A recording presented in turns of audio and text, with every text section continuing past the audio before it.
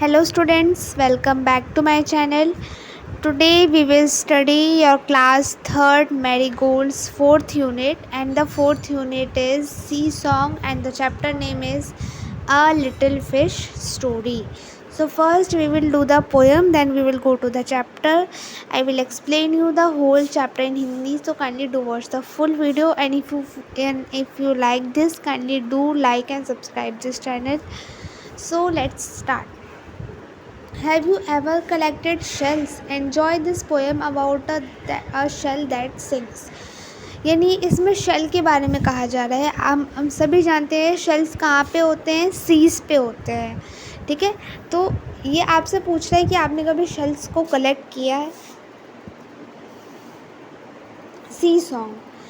I found a shell, a curly one, laying on the sand. I picked it up and took it at home. Cold inside my hand. मुझे सी पे जब मैं गया तो मुझे एक शेल मिला जो तैर रहा था, मिट्टी में था. मैंने उसे उठाया, घर लेके आ गया. मम्मी looked it at and then she held it to my ear. मम्मी ने उसको हाथ में पकड़ा और मेरे कान के पास ले आई. And from the shell there came a song soft and sweet and clear.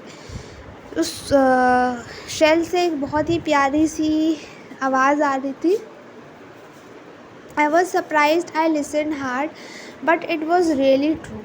मुझे यकीन नहीं हो रहा था कि उससे इतनी प्यारी आवाज़ आ रही है. I wish you would find a nice big shell and hear it singing too. यानी वो कहता है कि मैं उम्मीद करूँगा कि आपको भी एक ऐसा शेल मिले जिससे गाना सुनाई दे. उसके बाद आता है A Little Fish Story. There are a great many million fish in the seas, but this story is about just one of them, and a very small one at that.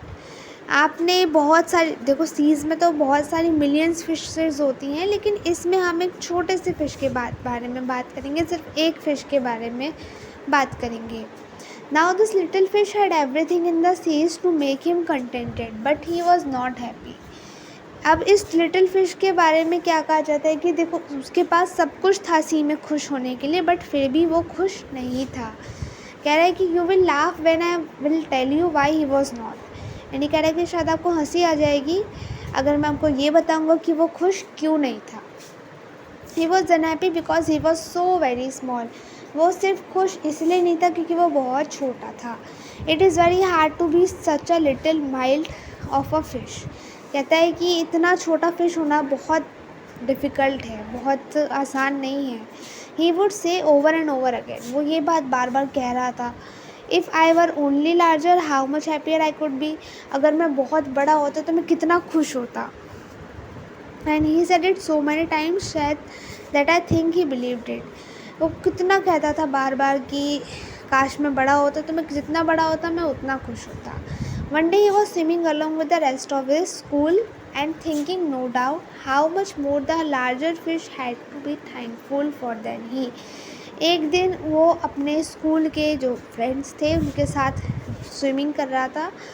तो क्या हुआ कि नो डाउट उस दिन उनको जितने भी बड़े बड़े फिशेस थे उनको उसके लिए वो बहुत ज़्यादा थैंकफुल रहेंगे जो उसने किया. When suddenly with no warning they found themselves in the meshes of a great net. तो अचानक क्या होता है कि वो एक बड़े से नेट में, जाल में फंस जाते हैं. There was much floundering and splashing as the net was drawn up and out of the water into the sunlight. उसमें वो जो नेट था वो बहुत ज़्यादा डूब रहा था पानी के अंदर, और ऑब्वियसली पानी ज़्यादा था. ओके, तो वो नेट पानी के अंदर डूब रहा था, मतलब लड़खड़ा रहा था. उसके बाद आता है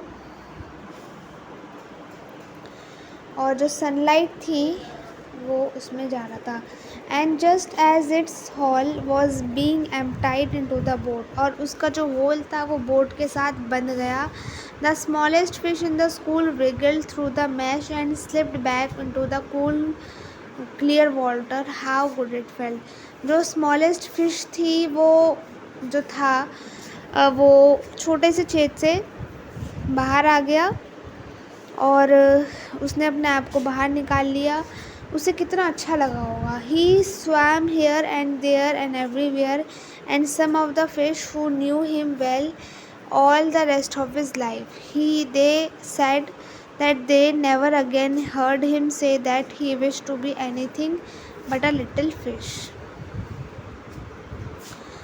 फिर उसके बाद उन सभी फिशेस ने उसको देखा, फिर वो बाहर आ गया और उस दिन के बाद से किसी ने भी उसे ये कहते हुए नहीं सुना कि he wish to be anything but a little fish, कि वो कुछ भी होता पर एक फ़िश नहीं होता।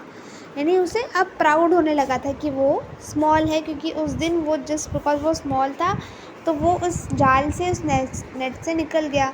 अगर वो बड़ा होता तो जो बड़े फिशेस थे उनकी तरह वो उसमें फंसा रह जाता। So it was the end of the chapter. So if you like this, kindly do like and subscribe this channel for more videos like this, and thank you so much for watching.